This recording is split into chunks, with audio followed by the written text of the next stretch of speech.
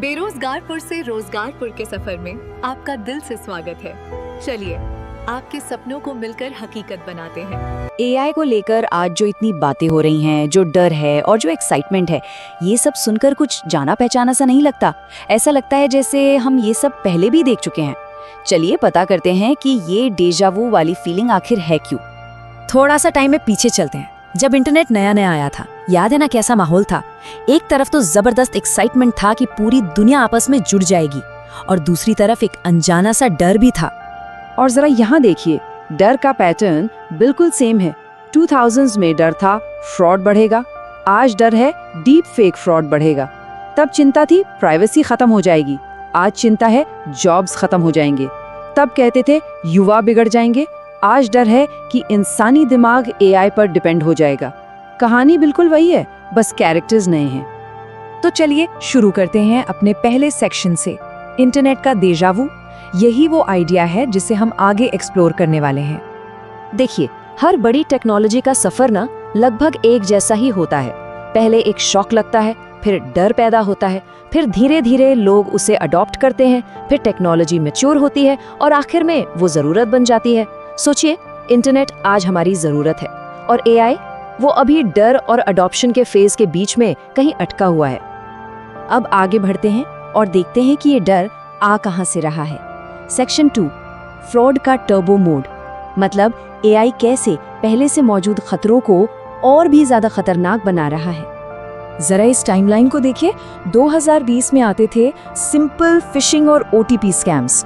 कुछ ही सालों में 2024 तक हम पहुंच गए believable deep fake voice scams पर, और आगे का अनुमान वो तो और भी डराता है। सोचा जा रहा है कि 2025 से 2030 के बीच हमें पूरी तरह से ऑटोमेटिक एआई स्कैम्स और ऐसे परफेक्ट डीप फेक वीडियोस का सामना करना पड़ेगा जिन्हें पकड़ना नामुमकिन सा होगा। मतलब स्पीड देखिए इस बदलाव की। और ये सिर्फ हवा में बातें नहीं हैं, ये डेटा है।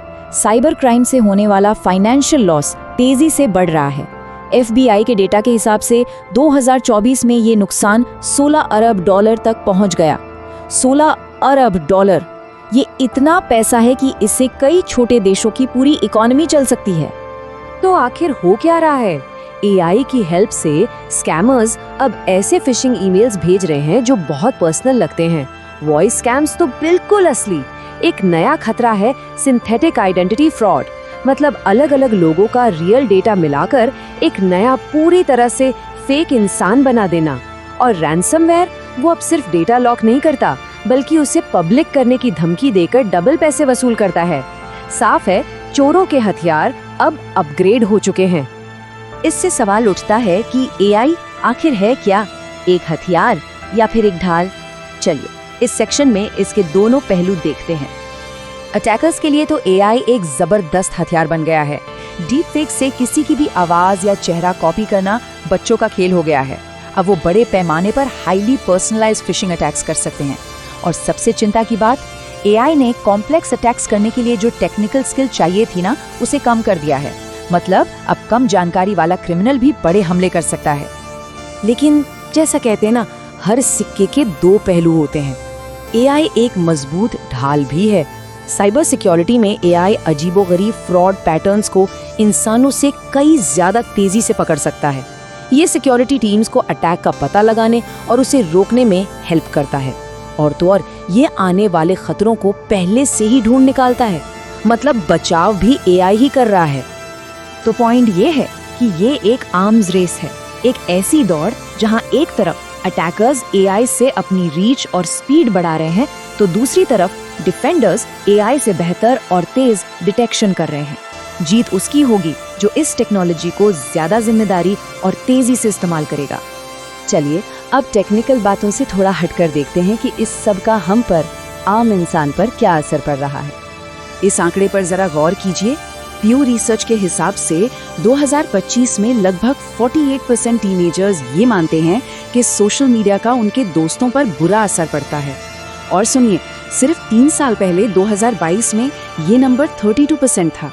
ये जो इतनी तेजी से बढ़ता नंबर है ना, ये एक बहुत बड़ी रेड फ्लैग है। और ये असर कई तरह से दिख रहा है।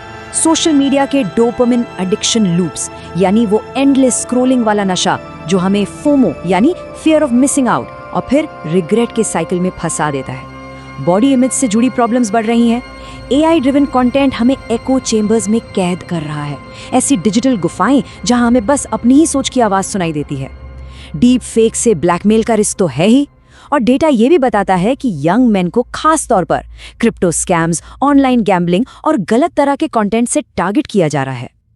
अच्छा, इतनी सारी प्रॉब्लम सुनकर थोड़ा डर लगना तो नेचुरल है, लेकिन इस सेक्शन का मकसद डराना नहीं बल्कि रास्ता दिखाना है। सेक्शन 5 डरना नहीं सीखना है। ये इस पूरे डिस्कशन का शायद सबसे ज़रूरी मैसेज है। इंटरनेट की तरह ही AI से डरना नहीं है, उसे समझकर उसके साथ चलना सीखना है। टेक्नोलॉजी कभी रुकती नहीं है, हमें ही उसके साथ अडैप्ट करना पड़ता है। तो हम कर क्या सकते हैं? कुछ सिंपल लेकिन बहुत पावरफुल स्टेप्स हैं। नंबर 1, 2 फैक्टर ऑथेंटिकेशन हमेशा ऑन रखें और कोशिश करें कि SMS की जगह ऑथेंटिकेटर ऐप यूज करें, वो ज़्यादा सेफ है। नंबर 2, किसी भी अनजान लिंक पर कभी क्लिक मत करिए। 3, अगर कोई रिश्तेदार फोन करके पैसा मांगे तो कॉल काट कर उनके नंबर पर वापस कॉल करें या फिर एक सीक्रेट कोड वर्ड पहले से तय कर लें। 4, अपनी पर्सनल जानकारी सोशल मीडिया पर कम से कम शेयर करें। और फाइनली, अलग अलग स्ट्रॉन्ग पासवर्ड्स के लिए एक पासवर्ड मैनेजर का इस्तेमाल करें। ये आज के टाइम की बेसिक डिजिटल सफाई है। और अब आते हैं अपने आखिरी हिस्से पर। यहाँ हम सारे लेसन्स को समेटेंगे और आगे का रास्ता देखेंगे। सेक्शन 6, भविष्य का नया नियम।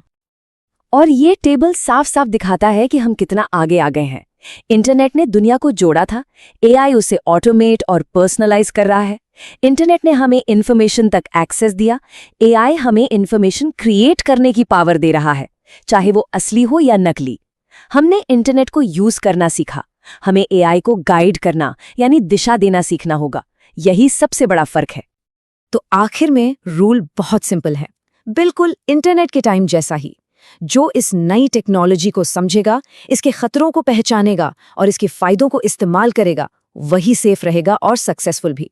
डरने वाले पीछे रह जाते हैं, सीखने वाले ही आगे बढ़ते हैं। तो ये आखिरी सवाल सोचना बहुत जरूरी है। इंटरनेट ने दुनिया को कनेक्ट किया, AI दुनिया को स्मार्ट बना रहा है, सही बात है। लेकिन ये स्मार्ट किसके लिए हो रही है? स्कैमर्स के लिए, बड़ी बड़ी कंपनीज के लिए, या हम सबके लिए? इसका जवाब हमारे आज के फैसलों पर डिपेंड करेगा।